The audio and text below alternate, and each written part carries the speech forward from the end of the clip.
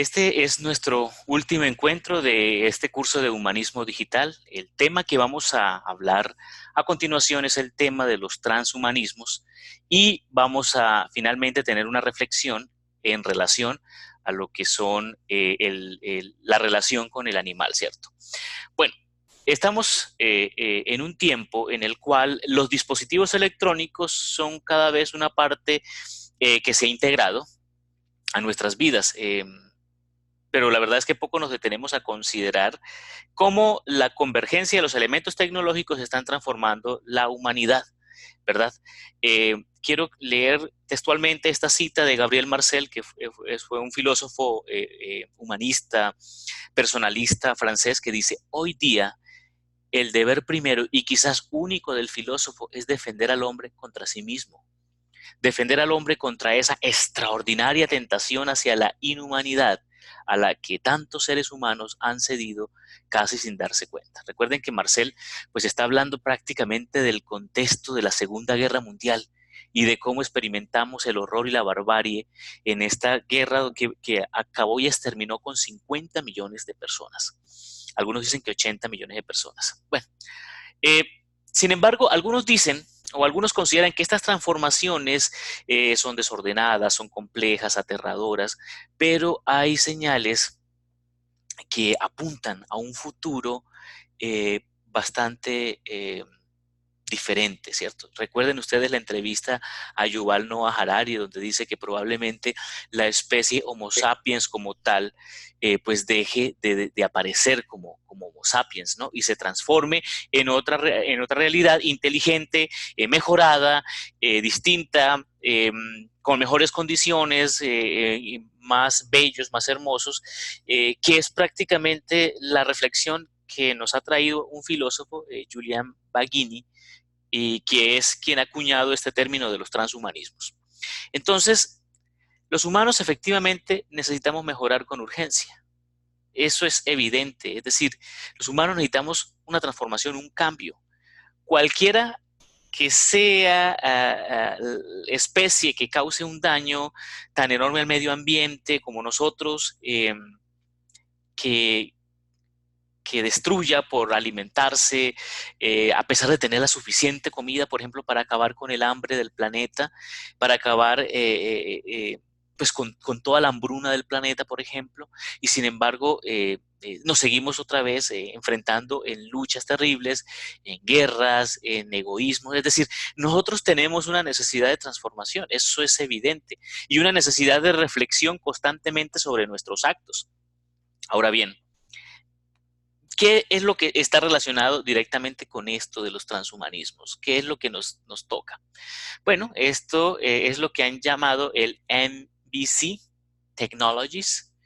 Este es como el conjunto de las tecnologías que están alterando al ser humano. Tenemos la nanotecnología, tenemos la biotecnología y tenemos la infotecnología, o la tecnología y por último las tecnologías del conocimiento, ¿verdad? Bueno, estas tecnologías, la nanotecnología que está ahora tan de moda, sobre todo lo que tiene que ver con la salud, cómo se reducen sustancias a nanos justamente para poderlos introducir en la sangre y focalizarla hacia un tumor, por ejemplo, en el caso de la quimioterapia, o hacia una parte particular que necesite reparación, hacia un aneurisma, por ejemplo, dirigido, ¿cierto? La biotecnología que combina la ingeniería dentro de la estructura de la vida, y la infotecnología o las tecnologías de la información, que permite también la adecuación de dispositivos al cerebro para poder hacer transformaciones a través del conocimiento, de la percepción, o simplemente a través de la manera en cómo se pueda recabar la información humana y convertirla en algún dispositivo externo, por ejemplo. Bien, esta convergencia tecnológica de la nanotecnología, de la biotecnología, de la infotecnología y de la tecnología del conocimiento es lo que converge en esta nueva criatura que se ha llamado transhumanista, es decir, una criatura que comienza a perder los rasgos de lo que antes le había hecho humano.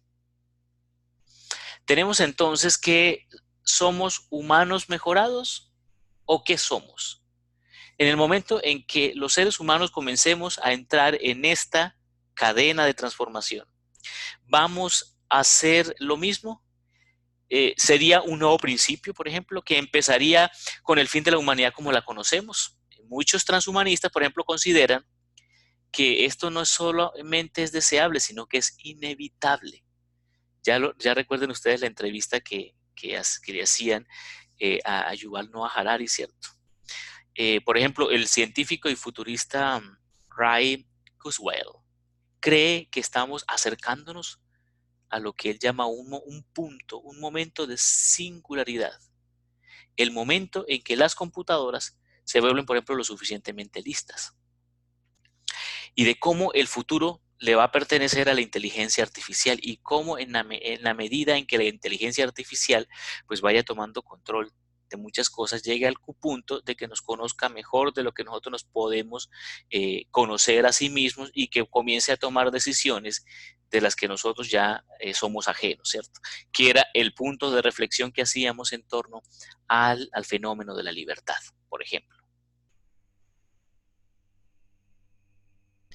Bueno, recordemos que hay tecnologías que sí nos pueden ayudar a transformar y que nos cambian. Pero ¿cuál es el pleito? ¿Cuál es la pelea aquí en este punto? Es decir, ¿cuál es el punto de reflexión con los transhumanismos? El punto de reflexión es la naturaleza humana. Es decir, ¿en qué consiste la naturaleza humana? ¿Qué es ser humano? Aquí tenemos, por ejemplo, unos dispositivos que pueden ayudar a mejorar la calidad de vida humana, ¿cierto? Ahora bien, en esta realización hay dos tendencias. Hay una negación de lo que es la naturaleza humana. Esa negación la tiene, por ejemplo, Juan Pico de la Mirándola, la tiene la Ilustración. Es decir, ellos dicen no hay naturaleza humana. Los idealistas, por ejemplo, el marxismo dice que la naturaleza, si hay una naturaleza humana, la única naturaleza humana es que el hombre a través del trabajo transforma la materia. José Ortega y Gasset va a decir que la única naturaleza es que yo soy yo y mis circunstancias. Los existencialistas dicen que no hay naturaleza, que lo único que hay es una existencia y que una existencia que nos impulsa a estar tomando siempre decisiones, porque el hombre, decía Sartre, está condenado a la libertad, por ejemplo. Los conductistas dicen que la tal naturaleza humana no existe, que lo que simplemente hay son conductas aprendidas a partir de un sistema, llámese código social, llámese código moral, llámese código comportamental o simplemente que responden a la relación estímulo-castigo. El filósofo Peter Sloterdijk dice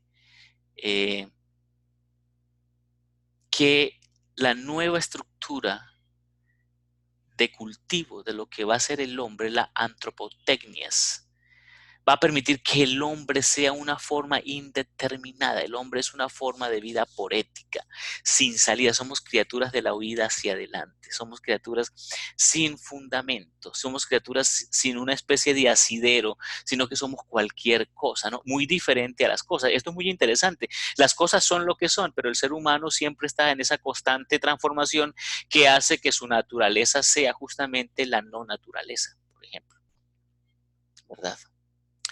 Ahora, algunos creen que hay una especie de naturalización de la naturaleza humana. Entre los fantasmas que ha producido el delirio de la razón, destaca por su extravagancia y recurrencia la idea filosófica de la inexistencia de una naturaleza humana. Es decir, no existe una naturaleza humana. No la hay. O, como decía Julián Marías, la naturaleza humana es la no naturaleza, por ejemplo. Bien, aquí tenemos a nuestro amigo Nietzsche, el gran filósofo de martillazos o el gran filósofo del martillo. Nietzsche tiene se debate entre dos puntos, ¿no? Entre la negación de la naturaleza humana y la naturalización de la naturaleza. Entonces dice este aforismo que me parece a mí que es contundente: el hombre es una cuerda tendida entre el animal y el superhombre, una cuerda sobre el abismo. Es decir, que en el hombre están los instintos del animal y están las posibilidades del superhombre. Es decir, el hombre puede ser lo más salvaje y arcaico, pero también puede ser lo más refinado en términos de la decisión, de la libertad, de la moral, de la exaltación, de todo lo que puede ser más allá del hombre, ¿cierto? El ser humano, disponible para cualquier intervención técnica, eh, críticas, riesgos, irreversibilidad, falta de autonomía y de justicia, dice Habermas, por ejemplo. Eso es el ser humano. Nosotros somos todo eso. Y eso hace que haya una especie de conflicto entre la negación de la naturaleza y la no naturaleza, ¿cierto? Y la naturalización de la naturaleza humana. Bien, tenemos aquí una visión equilibrada, un punto medio, un punto dialéctico, que valdría la pena analizar brevemente. Es muy aristotélico, esto es de Aristóteles. Aristóteles va a decir que el hombre es un animal pero social, ¿cierto? Es un animal pero político, por ejemplo. Entonces, tenemos el primer ítem de reflexión: nuestra libertad no es absoluta, no estamos completamente indeterminados. Sí tenemos una naturaleza, y es la naturaleza racional o la naturaleza humana, por ejemplo. Pero la naturaleza humana no es simplemente natural como lo es la naturaleza del tigre, como lo es la naturaleza del perro, por ejemplo. No somos simplemente animales, somos animales racionales, somos animales políticos, somos animales gregarios y sobre todo somos animales del relato. ¿En qué consiste ser humano? ¿Cuál es la naturaleza humana? Entonces, allí tendremos que entrar a un diálogo desde Aristóteles, a partir de la ética nicomaquea, desde el animal político, por ejemplo, el animal social, desde el estado de bienestar, por ejemplo, desde la familia, desde el desarrollo espiritual, desde la teología, por ejemplo, desde la literatura. Pues nosotros somos los únicos animales que ficcionamos. Esta es una cosa muy particular. Es decir, el resto de mamíferos, incluso superiores, no tienen el grado de ficción que tenemos nosotros, ¿cierto? Bueno, las conclusiones de este primer momento, para que entremos a un tema hacia el que quiero enfocar nuestra última reflexión. ¿Las tecnologías pueden mejorar la vida humana? Sí. Tenemos dispositivos para oír, para ver los colores, para hacer terapia génicas. En otros casos también puede amenazar la dignidad humana, como en el caso de la clonación humana, por ejemplo, o la eugenesia, la hiperespecialización corporal, es decir, la transformación del cuerpo humano a una máquina perfecta, una especie de Robocop, por ejemplo. Tenemos que juzgar cada aplicación de modo individualizado. Necesitamos criterios de valoración independiente, necesitamos reflexiones constantemente frente a los avances científicos, por ejemplo. La negación de la naturaleza nos deja sin criterio y nos deja a disposición de la técnica. La naturalización radical pues nos deja sin avanzar, por ejemplo. También es un problema. Entonces, lo que es el trans y el poshumanismo necesitan una intervención en el cual se unan muchas disciplinas: la ética, la bioética, por ejemplo, las ciencias humanistas, que estén constantemente soportando la reflexión, pero al mismo tiempo la política, que logre regular ciertas normas y ciertas tendencias, ciertas actividades. Y finalmente tenemos que buscar por una concepción realista o equilibrada de lo que es la naturaleza humana. Pasemos a este punto que me parece bastante complicado y bastante doloroso. Una de las dimensiones del desarrollo de las nuevas tecnologías, principalmente de la bioingeniería, de la biotecnología, es la investigación en animales. Vamos a hacer un acercamiento desde la bioética, que es la ciencia de la vida, que es la ética de la vida, y que vale la pena que lo pensemos aquí por lo menos por un instante, ¿verdad? La relación entre los humanos y los animales es una relación muy antigua. Es decir, los humanos desde el primer momento en que nos reconocemos como Homo sapiens o que aparecemos en la Tierra siempre hemos convivido con otros animales.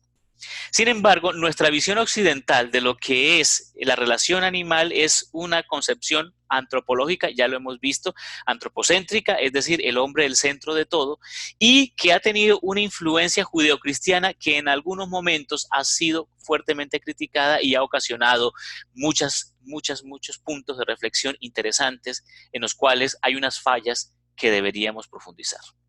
El texto, por ejemplo, del libro del Génesis, que es el texto judeocristiano por excelencia, tanto para católicos como cristianos, protestantes, como para judíos, que es un texto base de lo que es el Talmud para los judíos, ¿cierto? La Torá y la Biblia para nosotros, pues nos dice muy claramente, por ejemplo, y los bendijo Dios y les dijo, fructificad, multiplicaos, llenad la tierra, sojuzgadla, señoread, en los peces del mar, en las aves de los cielos y en todas las bestias que se mueven sobre la tierra.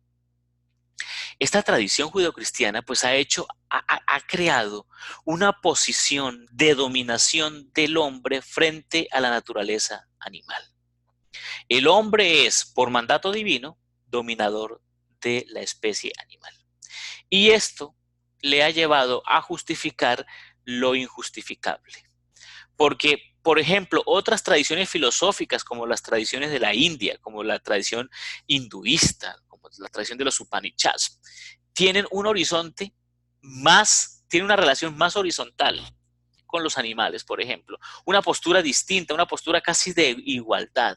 Y entonces, el problema de esta postura judeocristiana de que el hombre es el centro de todo, es justamente el hecho de que eso pues nos ha hecho enorgullecernos y tomarnos el derecho de destruir el planeta, por ejemplo, de destruir la vida animal como lo estamos haciendo.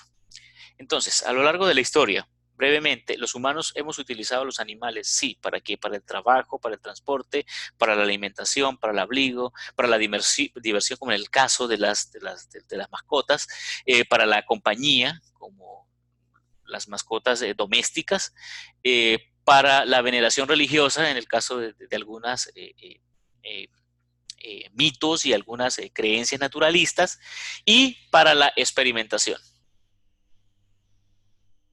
Cada año, cerca de 12 millones de ejemplares animales son sometidos a experimentación en los centros de investigación dentro de la Unión Europea, según datos comunitarios. Esto ha llevado a que algunos intelectuales y algunos defensores animales establezcan lo que se conoce como el estatuto moral. Y el estatuto moral dice que todos los mamíferos son realmente capaces de sentir dolor y placer. Lo mismo habría que decir, por ejemplo, respecto de las aves. Todos los animales que tienen infancia, como las aves y como los mamíferos, tienen no solamente el sistema nervioso desarrollado que les permite el dolor y el placer, sino que tienen una característica muy, muy interesante, y es que pueden dar afecto. Esto, por ejemplo, no lo puede hacer el reptil.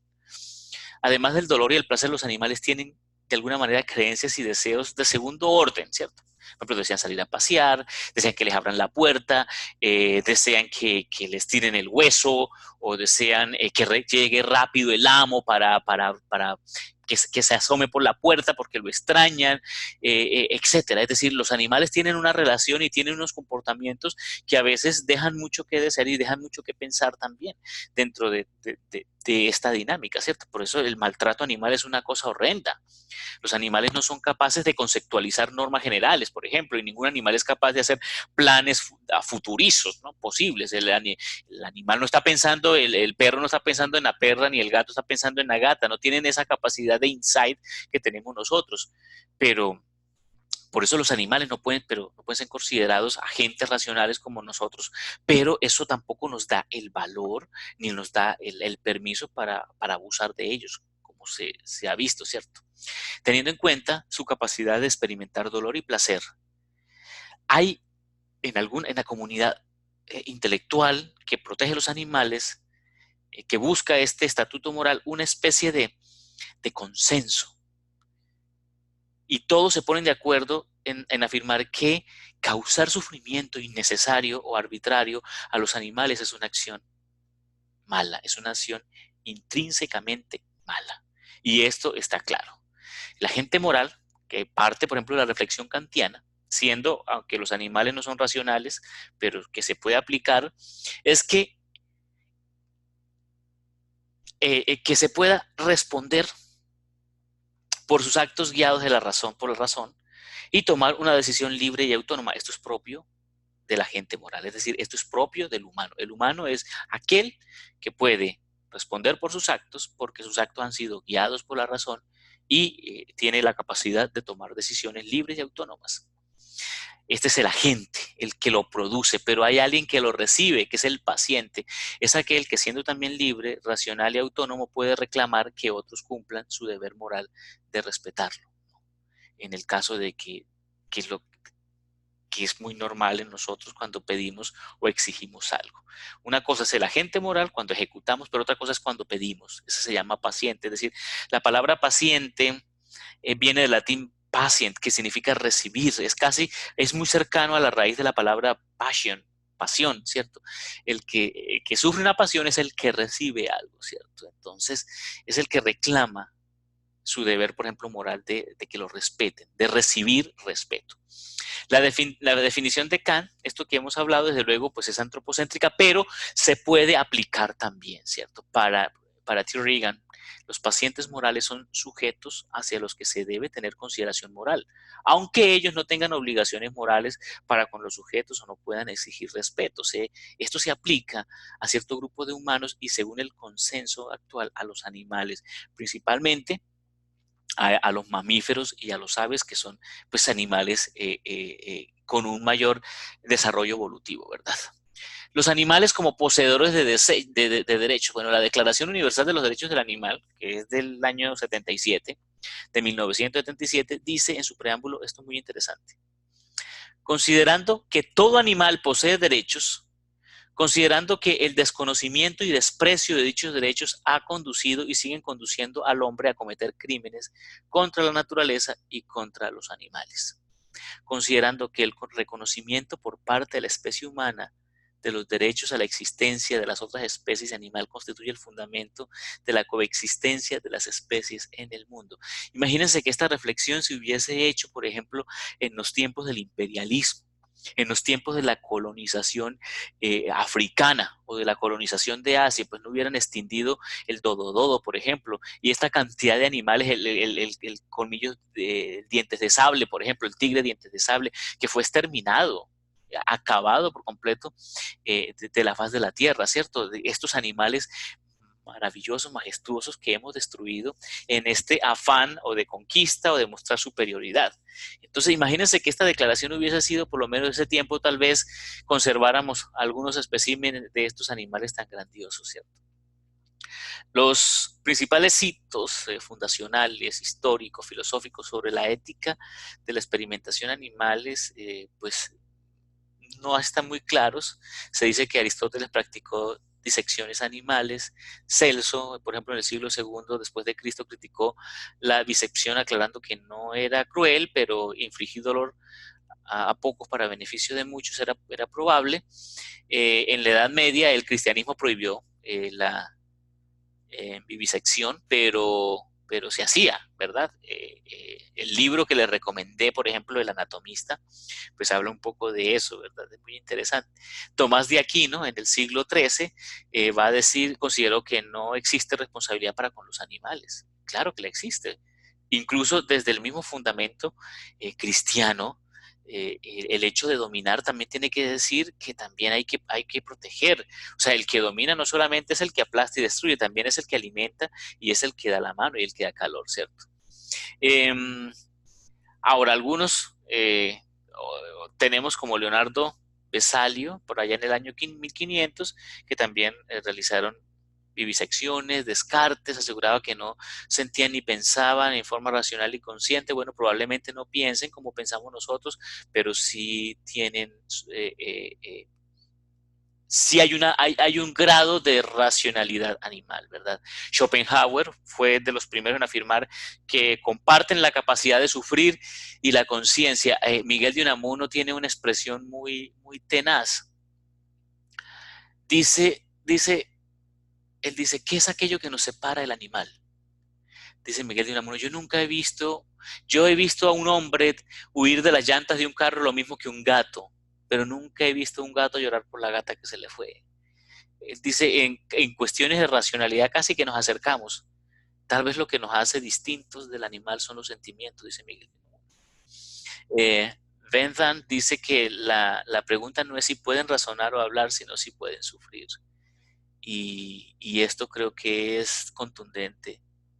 Eh, Claude Bernard dice, para saber cómo vive el hombre y los animales es indispensable ver morir a un gran número de ellos, porque los mecanismos de la vida no pueden ser revelados y probados, sino por el conocimiento de los mecanismos de la muerte.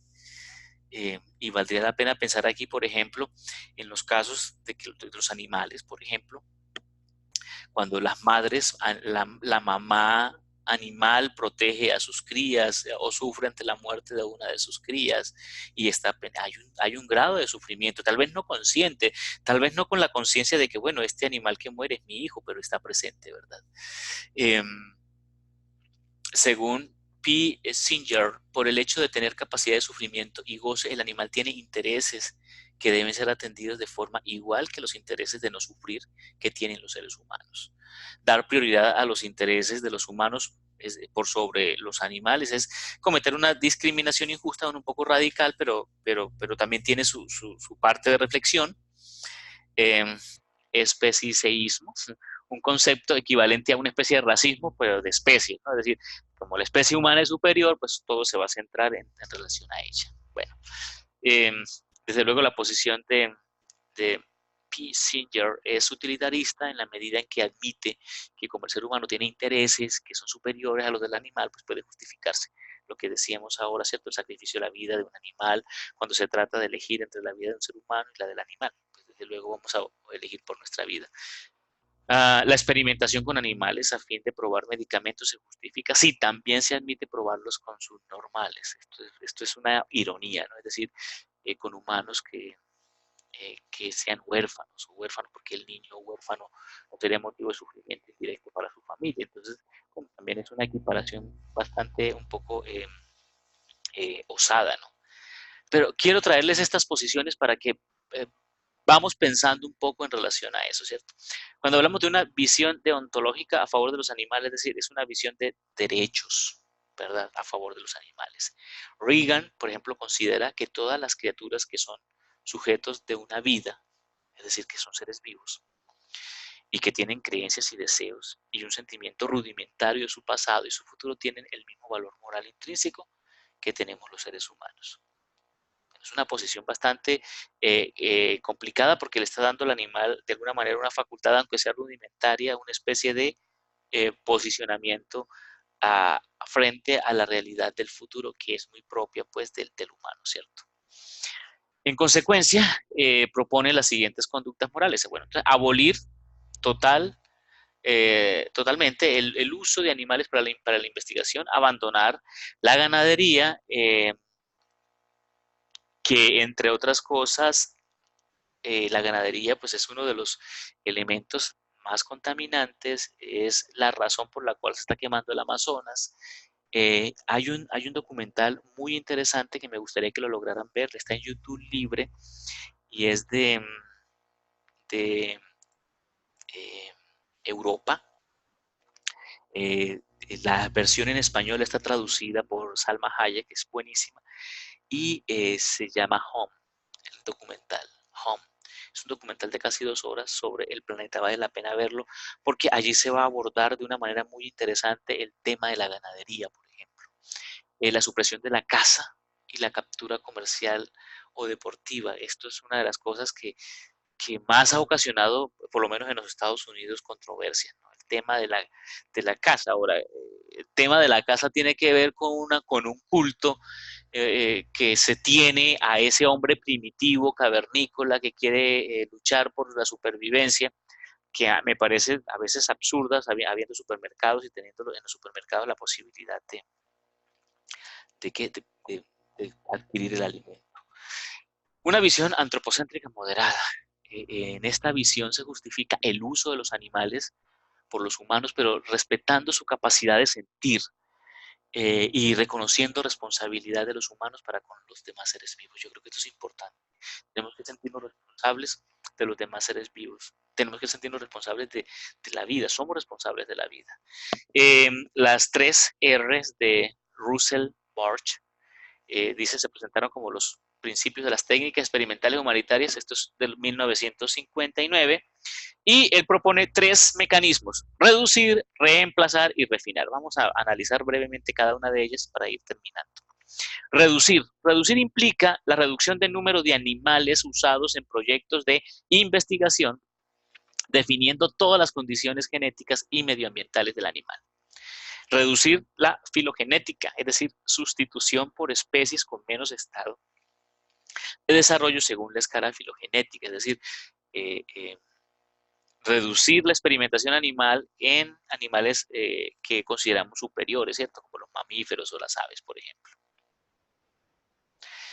Reemplazar, se trata de reemplazar los métodos que permiten, dando un propósito, dirigir experimentos y otros procedimientos científicos sin el uso de animales. Es decir, buscar a ver cómo reemplazamos al animal por otro tipo de objetos o de cosas. El reemplazo relativo, por ejemplo, se sacrifican vertebrados y sus células, tejidos u órganos y se destinan para un estudio in vitro.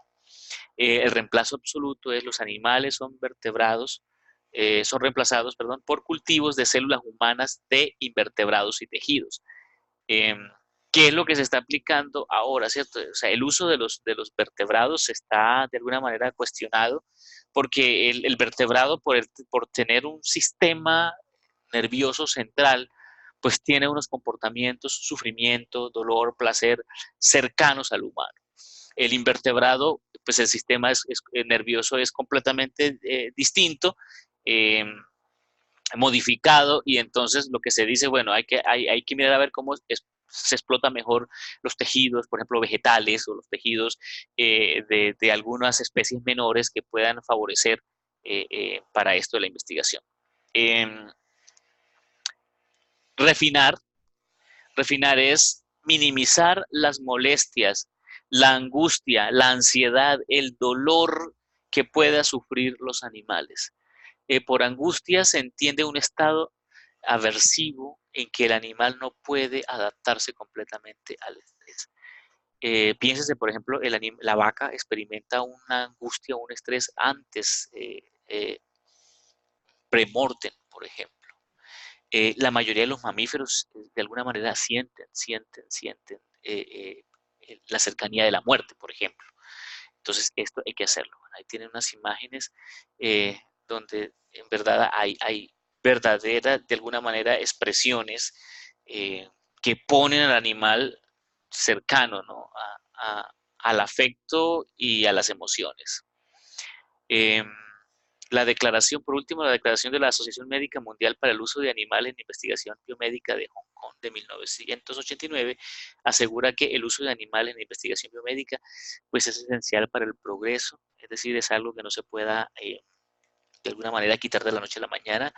La declaración de Helsinki, que es una de las declaraciones más importantes a nivel de la bioética, exige que la investigación biomédica en seres humanos debe estar basada en la experimentación animal, pero también exige que se respete el bienestar de los animales usados en la investigación. El trato compasivo con los animales usados en la investigación biomédica es esencial.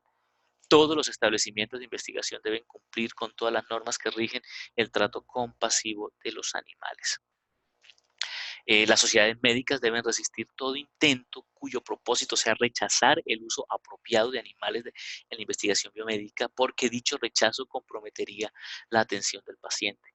Aunque no se debe comprometer el derecho a la libertad de expresión, se debe condenar el elemento anárquico que existe entre los activistas de los derechos de los animales, que equiparan, ¿no?, tanto al animal como al hombre, ¿cierto? Se debe condenar internacionalmente el uso de amenaza, intimidación, violencia y hostigamiento pues, al personal de los científicos y sus familias, como se han dado casos de algunos activistas que van en defensa pues, de la vida animal, ¿cierto? Se debe solicitar un esfuerzo coordinado al máximo de parte de los organismos encargados de hacer cumplir la ley, a fin de proteger no solamente a los investigadores, sino a todos los estamentos que involucran la investigación, incluyendo desde luego al animal.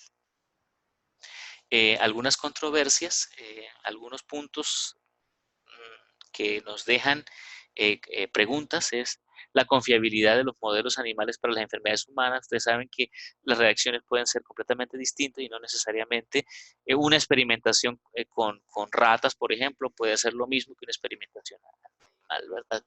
En muchas escuelas de medicina del mundo, especialmente de los Estados Unidos, no se utiliza la experimentación animal con fines docentes por considerarse inapropiadas éticamente. Existen categorías de animal con los cuales la Unión Europea prohíbe la investigación, salvo en beneficio de la especie. Grandes primates, por ejemplo, que se encuentran en vía de extinción, o grandes mamíferos que están en la misma línea. Otros dilemas éticos que tendríamos que reflexionar, pero sobre los que no tenemos el tiempo suficiente, pues tienen que ver eh, directamente con los animales genéticamente modificados, del que nos menciona, por ejemplo, Harari, esta especie de jugar al quimerismo. El quimerismo es hacer monstruos, ¿no? Como lo presenta la película La Isla, ¿cierto?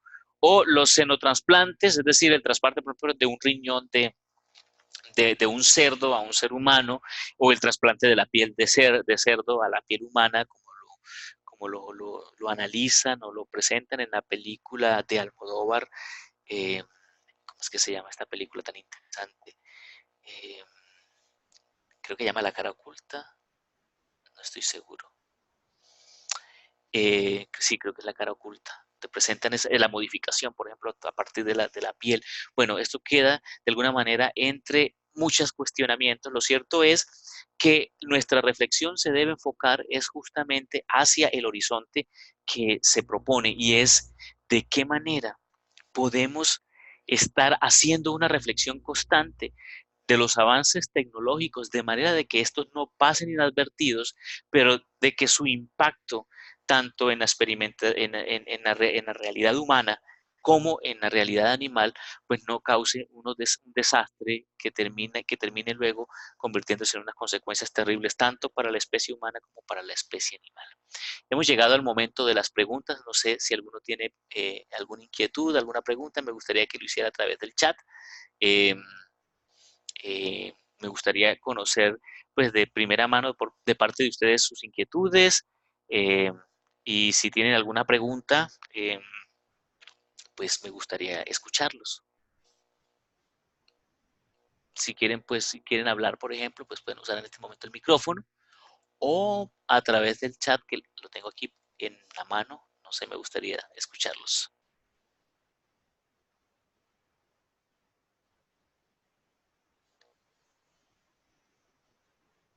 Hola Julián, buenas noches. Muy bien, gracias. Ha sido intenso, un tiempo intenso. Muchas gracias. Eh, muy, estoy muy satisfecho, ¿no? Con esta experiencia, pues que hemos tenido aquí a partir de hacer estas reflexiones. De todas maneras, esto es un abrebocas, ¿no? Es decir, la idea es simplemente generar en ustedes preguntas. Eso es lo más importante.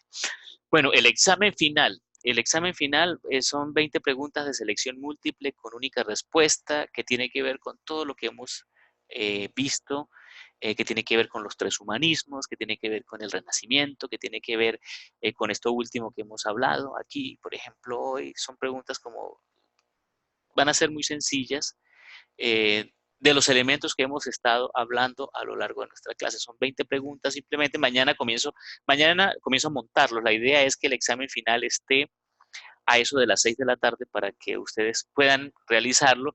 Les voy a poner 2 intentos, de manera de que, pues, si hacen el primero y no les va muy bien, pues hagan el segundo. Y porque se nos está acabando ya el tiempo, ya prácticamente esta es la última semana y esta es nuestra última videoconferencia.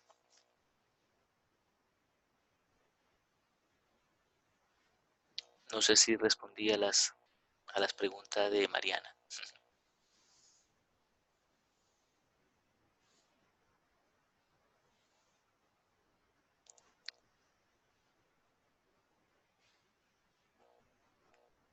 Bueno, ¿qué podemos hacer ante el poder? Ante el poder solamente podemos hacer una cosa, que es muy pequeña, es no sucumbir ante el poder. Mira, Hay un cuento que trae Julián Marías en uno de sus textos muy interesante. Dice, o en una conferencia, no recuerdo, dice una vez que iba una especie de gamonal, ¿no? Una especie de padrino de las elecciones, ahora que estamos en el contexto de las elecciones. Y entonces llega y a la casa de un campesino y le dice, mira, muerto de hambre, toma estas moneditas para que comas algo y recuerda votar por mí en las elecciones. Y el campesino se para y dice, Señor, muchas gracias, pero en mi hambre mando yo.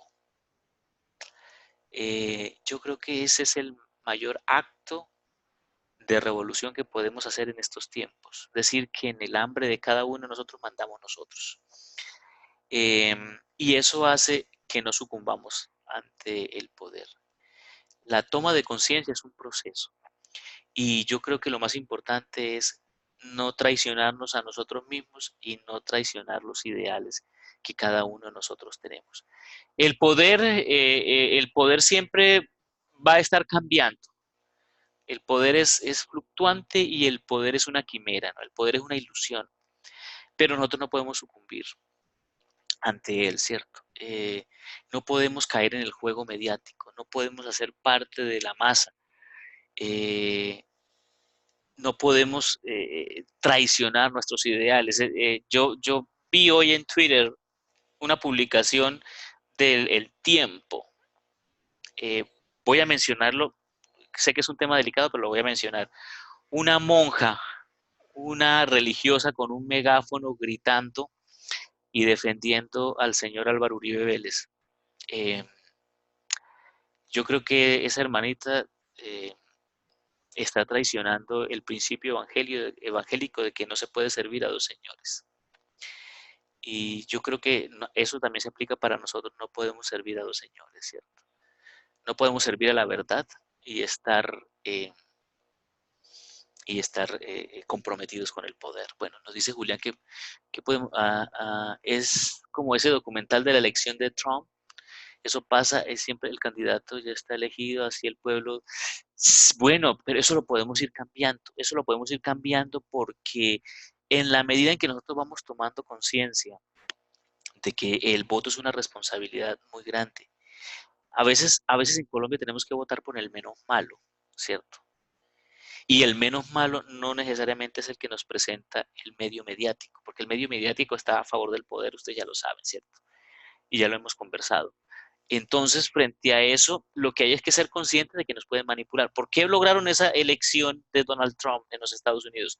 Porque lograron engañar y manipular la, eh, la opinión común del pueblo. Es decir, cuando esto se hace, cuando se logra esta manipulación, eh, entonces se cambia y se transforma y se logra este tipo de situaciones tan lamentables como la elección de Donald Trump, como el Brexit, que de todas maneras el Brexit tuvieron que suspenderlo y detenerlo allí porque eso no pudo avanzar, porque es que Inglaterra sin Europa es una islita separada de todo. Inglaterra sin la Unión Europea no es nada. Entonces, y Estados Unidos, sin las relaciones internacionales, no es nadie. La grandeza de Estados Unidos ha consistido justamente en que en los contextos internacionales es una nación políticamente capaz de establecer vínculos. Pero si Estados Unidos cierra sus fronteras, pues deja de ser esa nación que lo ha sido, ¿cierto? Sí, de alguna manera sí ha tenido mucho poder y mucha influencia, ¿no? Es cierto. No es la única, no es la única. En este momento, en Naciones Unidas, ¿quién manda la parada? Pues unos cuantos países, ¿cierto? Em, pero incluso el Brexit no es un sentir de todo Inglaterra. El Brexit fue detonar la indignación como lo hicieron, por ejemplo, en las elecciones en Colombia del no al plebiscito. ¿Qué fue lo que se hizo? Una campaña para hacer explotar en el colectivo, en el inconsciente colectivo del pueblo colombiano, la indignación, la rabia. Y cuando esto se despierta, que esa es la parte donde tenemos que estar vigilantes, es decir, quiénes detonan nuestras rabias y nuestras frustraciones. Esa es la parte interesante, porque los sistemas autoritarios lo hacen. La manera en cómo los sistemas autoritarios nos dominan es a partir de la explotación de nuestra rabia o de nuestra indignación. Muy bien.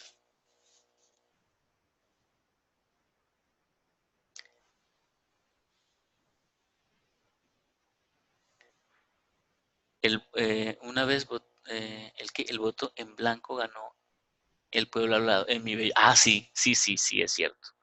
Lo recuerdo que fue un hito grandioso. Sí, también tengo pendiente eso. Lo que pasa es que hay unos contextos muy complicados.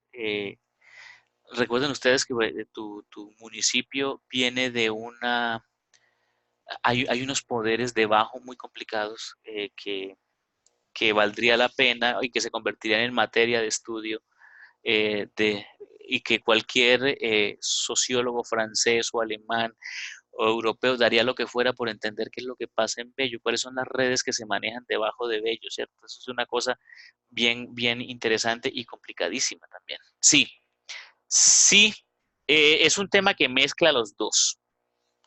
El, es más, podríamos emplear aquí un término más bien, sería una política criminal. eh, y que es algo hacia la que nuestras generaciones, ustedes como nuevas generaciones tienen que ir cambiando de conciencia, ¿verdad? Hay que salir de esa mentalidad de traqueto, es una de las cosas que tenemos. Nosotros tenemos que matar el traqueto que llevamos dentro. Tenemos que matar el berraco que llevamos dentro. El berraco es la representación del que tiene, de las que las tiene bien puestas, de que es capaz de muchas cosas, el de la mano firme, ese tenemos que matar el berraco, el traqueto y el violento que llevamos dentro. Eso tenemos que matarlo. Nuestra sociedad tiene que ir matando poco a poco todos esos imaginarios que la cultura y la narcocultura nos ha vendido. Yo creo que es un tema muy complejo. Nosotros, todo colombiano tiene que hacerlo. Todo colombiano tiene que matar al traqueto, al paraco que lleva adentro, al traqueto, el paraco y el faraco que llevamos por dentro. Hay que matar todos ellos. Y eso solamente lo hace la reflexión, lo hacen las humanidades, eso solamente lo puede hacer, eh, sí, sí, ese macho alfa, ese que manda, ¿cierto? Que eso tenemos que superarlo. Sí. Bueno, chicos, pues son las 8:21. No sé si alguno tiene alguna otra opinión. Voy a poner un momento la cámara ya para despedirme, pues agradecerles esta experiencia que he tenido con ustedes como profesor y muy agradecido y bueno, un saludo muy grande. Estaré colgando el video, yo creo que esta misma noche o mañana y seguiremos en contacto durante esta semana. Me agradó muchísimo haber estado con ustedes a lo largo de este recorrido y bueno, quería hacer como este último tema, hacer una reflexión frente a lo humano que estamos perdiendo por la tecnología y también una reflexión hacia esos seres que nos acompañan, que son tan maravillosos como los animales. Un abrazo para todos y bueno, feliz resto de semana.